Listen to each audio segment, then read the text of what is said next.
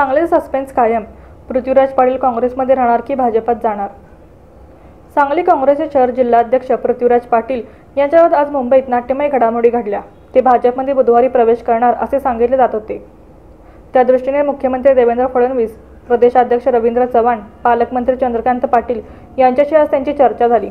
काही गोष्टींची स्पष्टता झाल्यानंतरच याबाबत निर्णय घेतला जाईल अशी भूमिका पाटील यांनी या बैठकीत स्पष्ट केली. त्याचवेळी काँग्रेसच्या राष्ट्रीय नेतृत्वाने पृथ्वीराज पाटील यांच्याशी संपर्क साधत काँग्रेस सोडू नका असे आवाहन केले. त्यानंतर आमदार विश्वजित कदम यांच्याशी श्री पाटील यांची चर्चा झाली. त्यात बरेच खलबते झाले. मुंबईत आज पृथ्वीराज पाटील यांच्या सर्वच पक्षातील प्रमुख नेत्यांशी गाठीभेटी झाल्याचे सांगण्यात आले. भाजपातील प्रमुख नेत्यांना ते भेटलेच, मात्र विश्वजित कदम यांच्याशी त्यांची सविस्तर भेट झाल्याचे समजते.